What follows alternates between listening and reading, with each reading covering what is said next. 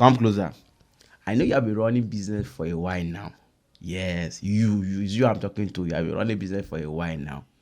But you are aware that some common mistakes that people are making in business, and it's actually affecting their growth. And I'm sure you are part of them. So today we'll be discussing common mistakes that can hinder business development and growth. Common mistakes that can hinder business development and growth. All right. So one of those mistake is lack of clear strategy. All right. So every business is supposed to have a clearly defined business development strategy. What does that mean? That is a comprehensive roadmap or comprehensive strategy with clear goals, clear target, clear roadmap to achieve their goals as a business. All right. So, but what we see most times is that there's no clarity, there's no strategy, there's no roadmap. Let's just make money. Let's get into business. Let's make money.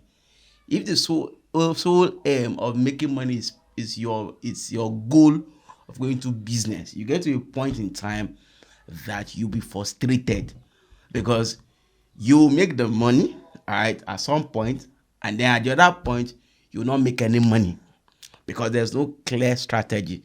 So what do? Develop a comprehensive strategy with clear goals for the next 12 months. What we will be doing the next 30 days, what we'll be doing. How do we get there? We want to make sure we have at the minimum 3 new clients every month. What is the strategy? Show me your strategy. All right. You want to be able to seal a deal every month or every week. Show me your business development strategy. All right. So regularly review and adjust those strategies as when due, because what will work in this year might not be working next year, right? Because the climate is changing, the digital presence is changing, the digital environment is changing. All right, so you need to acclimatize to those changes, and that should also help you to align your strategy with those changes. Are we good? Number 2, another common mistake that we have seen business people do is that they ignore market research. All right, so when you continue ignoring market research, what will happen is that you will not understand what customer needs, you will not understand what they want to buy, you will not also understand how you need to meet their needs. All right, so most businesses, once they want to launch, they fail to conduct what we call market research. All right, so they don't understand who are we servicing. Why are we servicing them? It's possible that somebody somewhere is already servicing them. There is nothing you want to introduce today now that there's nobody that is servicing them already. So you just add something a little bit different to make sure that it's unique from what other people are offering. So, but you cannot do that without market research. Who are your top 10 competitors? Who are your top 10 biggest competitors? All right, so that helps you when you do that market research. That helps you identify what are their strengths, what are their weaknesses, how do you penetrate, what's your penetration strategy, what is your customer acquisition strategy, what's your customer retention strategy. Very important. So it is the market research that will help you to achieve that. Invest in market research. Invest in market research. It will help you to understand customer needs. Nobody buys for just buying sake. They don't buy because they like your face. No, they buy because they have a need. So once you are not meeting their needs, they will move from company A to company B. So another thing to understand is that people make the mistake of poor customer understanding. They don't know their needs. They don't know the customer's preferences. They don't engage in feedback. They don't interact with their customers to know what do I need. Sometimes interacting with your customer, you will notice that the customer need a complementary product. Right? So instead of going out to go and look for you, just get someone that can offer that same product to the person. So you are offering something, and then somebody else offering something else that complements what you are doing. So one way you can have that customer around your database, still within your customer base, as it were. You keep them. How do you do this? When you have engaged through surveys, you engage through feedback, engage through direct interaction. So when you have used this information, you use it helps you to better understand their needs. All right, everyone out there that must buy from you has a need. So your meeting their need will help you to get resources from them, right? The value you add to them will help you to ensure that you get money from them. There is a problem that they have. There's a value you must create. There is a solution you must provide. Once your solution does not meet their need, they will not part with their money. Nobody parts with money when their needs are not met. It's very important. Okay, so another thing that I've seen as a problem to businesses is that most business fail to adapt to changes. Lack of adaptability. They are not flexible to change. They are resistant to change.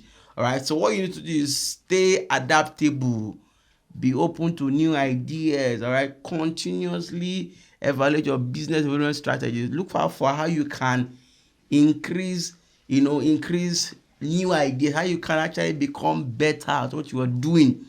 Once there's a new trend, study the trend. Ask yourself, how can I use this trend to help my business? How can my business become better with this? We are in the era of artificial intelligence. We're in the era of cloud computer or cloud computing. We're in the era of all kinds of things flying around. How can I position my brand? How can I position my business so that I can take advantage of all of these things that are happening? A lot of companies are beginning to do it with paperwork and all of that. So they are beginning to embrace digital, activities. All right. So that takes me to the last one for today. Overlooking digital presence is one mistake that businesses are failing to do. All right. So once you fail to establish a strong online presence, the truth is you have lost a very big share of the market, because a lot of your clients today are online. A lot. How many can you conveniently sell to around your area, around your current locality? How many? It's possible that on your street alone we have like 10 people that are offering the same product that you're offering. It's possible that there are just very slight differences between you and them. It's also possible that there's no difference. It's possible that the only difference is price, and then you start fighting price war here, there, and there. At the end of the day, find out that one person will just come in, reduce the price, and then you lose half of your customer base. So, but what can keep you abreast is to have a strong digital presence. All right, invest in professional websites. All right, it is not cheap. All right, and it's also not expensive, so invest in it. Have active social media profiles, very important. Have online marketing strategies. I used to tell people, you posting on your WhatsApp status is not marketing. It is not. You need to be deliberate about your online marketing strategy. Most companies that are even big now are investing in digital marketing. So you should not be caught not investing in digital marketing. Ensure your digital presence align with your brand. Ensure you engage your target audience. Everyone you meet, anywhere you meet them, it must align with your goal. It must align before you can reach out to them, because you meet a lot of people that are not interested in what you are doing. A lot of people online are not interested. They have interest. They have their behaviors. Imagine marketing sport to people that don't like sports. They would never buy from you. Imagine marketing baby things to people that are not expecting babies. It won't sell. So one of the good things that Facebook have done is that it has now streamlined people based on demography. It has streamlined people based on their interests. It has streamlined people based on their behaviors. There is what we call buying behaviors. Right? That's why sometimes if you check a particular product online, you click on it, after a while, the algorithm we understand that this is what you like.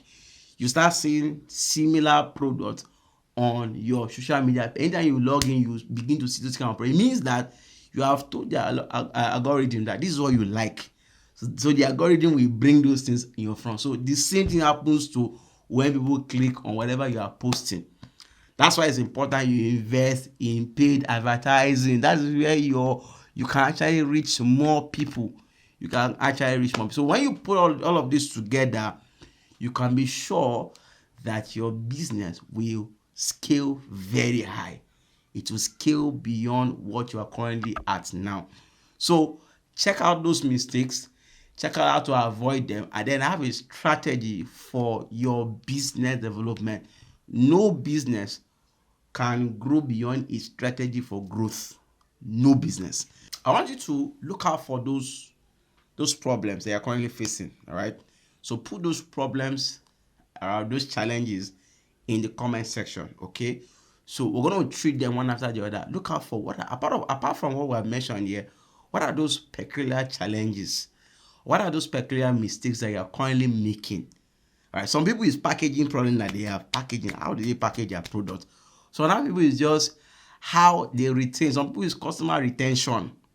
Some other people is customer acquisition. Some people is sales. Some people is marketing. Marketing and sales are two different things. We're going to talk about that in subsequent episode. Where we'll talk about how can you use marketing and sales to drive your business growth. So, but look out for the mistakes, look out for the challenges, look out for the problems, and then let me see what you have in the comment section. Until then, I see you in the next episode. Thank you very much. So subscribe and then be part of what we're doing here. Thank you very much.